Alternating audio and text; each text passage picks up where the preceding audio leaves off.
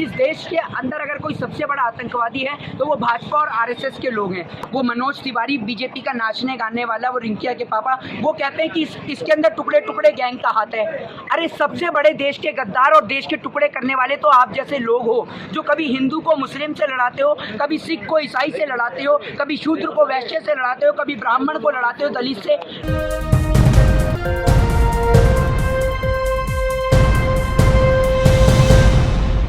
किसानों के 11वां दिन का आंदोलन भी हो चुका है और वार्ता जिस तरह से केंद्र के साथ में रही है उसमें कोई निष्कर्ष निकल कर नहीं आ रहा है। क्या कहना चाहेंगे? देखिए, जो देश की सरकार है वो किसानों से बात करने के पूर्ण रूप से मूड में ही नहीं है, क्योंकि आप ये देखिए कि जितनी बार संवाद हुआ है, देश के प्रधानमंत्री उस संवाद में मौजूद नहीं है, गृह मंत्री संवाद में मौजूद नहीं है, और दूसरी बार किसानों के इस आंदोलन को टाला जा रहा है, बार बार दिन प्रतिदिन टाला जा रहा है। और आपके और मेरी नज़र में ये भले ही देश के अन्नदाता हैं, लेकिन अंबानी, अडानी और प्रधानमंत्री जी की नज़र में ये देश के धनदाता हैं, जिनसे आमदनी प्राप्त होती है देश के प्रधानमंत्री अंबानी और अडानी को। देश के प्रधानमंत्री जी इन किसानों को इन्हीं के खेत के अंदर अंबानी और अडानी का मजदूर बनाना चाहते हैं, और सारी संपत्तियों को, चाहे वो एयर इंडिया हो, BSNL हो, चाहे MTNL हो, तमाम सारी संपत्तियों को देश के प्रधानमंत्री जी ने नीलाम कर दिया है। और आप देखिए जिस तरीके से आज किसानों की हालत है, आप ठीक मेरे पीछे देख रहे हैं, कटीले तार लगा रखे हैं किसानों को रोकने के लिए।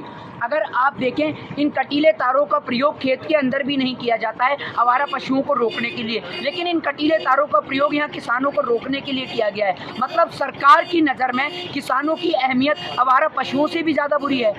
और दूसरी ओर जय जवान जय किसान का नारा इस देश में लगाया जाता है, और आज वो दिन दूर नहीं जब इस देश के किसान के साथ में इस देश का जवान भी खड़ा होगा, और जवान और किसान दोनों मिलकर इस सरकार का विरोध करेंगे। क्योंकि आपको मैं बता दूं, 90% लोग जो पुलिस में हैं, फौज में हैं, वो इन किसानों के ही बच्चे हैं। और जिन बच्चों के जरिए उनके पिता को पिटवाने का प्रयास कर रही है, रोकने का प्रयास कर रही है, हरियाणा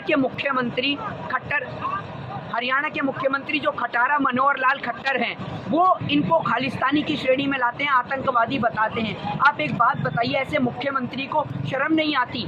एक और जिसका बेटा सरहद पे शहीद हो रहा है और उसका पिता यहाँ पर किसान आंदोलन में आया हुआ है, आप ऐसे व्यक्ति को आतंकवादी बताते हैं, ऐसे व्यक्ति को आप खालिस्तानी बोलते हैं। इस देश के अंदर अगर कोई सबसे बड़ा आतंकवादी है तो वो भाजपा और आरएसएस के लोग हैं। ये निक्करधारी लोग जो इस देश का बंटवारा करने में लगे हुए हैं, इस देश को बांटने में लगे हुए हैं। एक दूसरी ओर पौने 2 आंख वाले बाबा रामदेव, वो इन लोगों को कह रहे हैं कि बिना बात का आंदोलन है, किसानों को भड़काया जा रहा है। असल में देश के किसान को कोई नहीं भड़का रहा, और ये आंदोलन एकमात्र पंजाब हरियाणा का नहीं, ये आंदोलन उस हर एक व्यक्ति का है जिसका घर और परिवार खेती से चलता है। क्योंकि भारत एक कृषि प्रधान देश है और यहाँ की आधे से ज़्यादा आबादी कृषि पर निर्भर है। और भले ही किसान का घर भले ही छोटा हो, लेकिन इस किसान का दिल बहुत बड़ा होता है। इस किसान के घर से बारिश के समय में छत भले ही टपकती हो, लेकिन ये किसान फिर भी अपने अन्नदाता से कहता है, अपने ईश्वर, अपने वाहिगुरु, अपने अल्लाह से कहता है कि ये ईश्वर बारिश होनी चाहिए, ताकि एक बार को मेरे घर की छत टपके तो वो चलेगा, लेकिन मेरे देश के लोग भूखे नहीं मरने चाहिए। तो ये देश का किसान है हमारे। सर, अपने विवादित बयानों के चलते कपिल मिश्रा ने एक और नया बयान दिया है जिसमें लेटर लिख के कहा गया है कि ये जगह खाली कराई जाए। इसके लिए क्या कहना चाहिए? देखिए, कपिल मिश्रा जैसे लोगों को हम लोग उनकी बात को तवज्जो नहीं दे सकते। और ये किसान की ज़मीन है, ये किसान ने अपने खून पसीने से इस ज़मीन को सींचा है, और ये इस किसान का हक है कि इस ज़मीन पर कब तक बैठेगा, ये इसकी मर्जी है, सरकार नहीं बताएगी। और ये सरकार से कोई भीख मांगने नहीं आ रहे हैं, ये सरकार से अपना हक मांगने आ रहे हैं। और इस देश की मीडिया, जितना बरेली के बाजार का झुमका नहीं गिरा, उतना मोदी सरकार में इस दलाल मीडिया का स्तर गिर चुका है। मीडिया बिल्कुल अपनी हालातों को पार कर चुकी है। आप ये देखिए, किसान कब से बैठे हुए, ये किसान आंदोलन कोई 10 दिन 15 दिन का नहीं है। इससे पहले 2 महीने किसान पटरियों पर भी बैठ चुके हैं रेल की, लेकिन इन किसानों की ओर कोई ध्यान ही नहीं दे रहा है। देश का किसान दिन प्रतिदिन परेशान होता जा रहा है। और आपको एक बात बता दूं, प्रधानमंत्री नरेंद्र मोदी एकमात्र सिर्फ कठपुतली हैं। इन मोदी जी को चलाने वाले अंबानी और अडानी हैं, जिनके हाथ की मोदी जी कठपुतली हैं। आप अंबानी जी सामने आइए ना, आप क्यों ये पीछे 50-50 का खेल खेल रहे हैं? आप सामने आइए, देश की जनता से बात करिए। देश के प्रधानमंत्री जी काशी तक जाकर किसानों को संबोधित करते हैं, किसानों के बारे में बोलते हैं। जब आपने किसान बिल के बारे में इतनी ही PhD कर रखी है, तो आप आते क्यों नहीं हैं? आप आकर किसानों को समझाइए ना, क्यों नहीं समझाते हैं आप किसानों को? सर, जिस तरह से आज 11वां दिन इस प्रदर्शन को लगातार और 5 वार्ता केंद्र के साथ हो चुकी हैं, कोई निष्कर्ष नहीं निकला है। क्या लगता है आपको कि केंद्र की तरफ से किसी को कोई रिजल्ट आएगा, कोई पॉजिटिविटी किसी भी तरह की कोई ऐसी बात? आप किन नेताओं के पॉजिटिव की बात करते हैं? वो मनोज तिवारी बीजेपी का नाचने गाने वाला, वो रिंकिया के पापा, वो कहते हैं कि इसके अंदर टुकड़े टुकड़े गैंग का हाथ है। अरे सबसे बड़े देश के गद्दार और देश के टुकड़े करने वाले तो आप जैसे लोग हो, जो कभी हिंदू को मुस्लिम से लड़ाते हो, कभी सिख को ईसाई से लड़ाते हो, कभी शूद्र को वैश्य से लड़ाते हो, कभी ब्राह्मण को लड़ाते हो दलित से। ये आपका काम है, ये आप जैसे नेताओं का काम है इस देश के अंदर लोगों को लड़ाना। आम जनता का काम नहीं है। ये सबसे बड़े टुकड़े टुकड़े गैंग के लोग आप हैं। और इस देश के अंदर वो भारतीय जनता पार्टी के अनपढ़ जाहिल गवार नेता जो इसके अंदर भी चाइना और पाकिस्तान की बात करते हैं। आप ये देखिए, कटीले तार लगा के किसानों को रोकने का प्रयास किया गया है।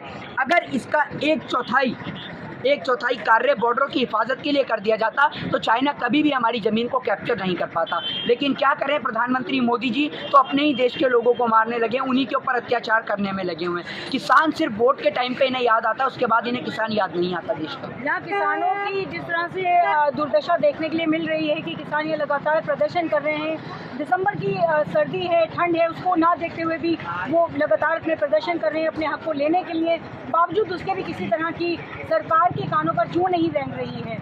तो इसके लिए आप क्या आगे किस तरह की कोई एक्टिविटी क्या करने वाले? देखिए, देश के उन सबसे पहले तमाम लोगों को उनसे आग्रह है, निवेदन है कि जब इस देश के अंदर एक दलित को घोड़ी नहीं चढ़ने दिया जाता तब आप नहीं बोलते, क्योंकि आपको उससे कोई फ़ायदा नहीं है। CA/NRC का प्रोटेस्ट होता है, आप उसके लिए नहीं बोलते क्योंकि आपको उससे कोई फ़ायदा नहीं है। इस देश के अंदर बहन बेटियों की इज्जत लूटी जाती है, तब आप उसको लेकर नहीं बोलते। देश के अंदर GST नोटबंदी लागू किया जाता है, आप उसके लिए नहीं बोलते। इस देश के अंदर बहुत सारे काले कानून लाए जाते हैं, आप लोग उसके लिए नहीं बोलते। जब इस देश का युवा बेरोजगारी के लिए आवाज उठाता है, आप उसके लिए नहीं बोलते, क्योंकि आपको इन सब चीजों से कोई फायदा नहीं है। लेकिन अब बात देश के किसान की है, जो आपका भी पेट भरता है और मेरा भी पेट भरता है। और उन तमाम अंधभक्तों से भी निवेदन है कि आप भी इन किसानों का साथ दीजिए, क्योंकि किसान की कोई जाति या धर्म नहीं होती। किसान अपने खेत में ये सोचकर अनाज पैदा नहीं करता कि इससे किसका पेट भरेगा, हिंदू का, मुस्लिम का, सिख का या ईसाई का। किसान सभी के लिए अनाज पैदा करता है।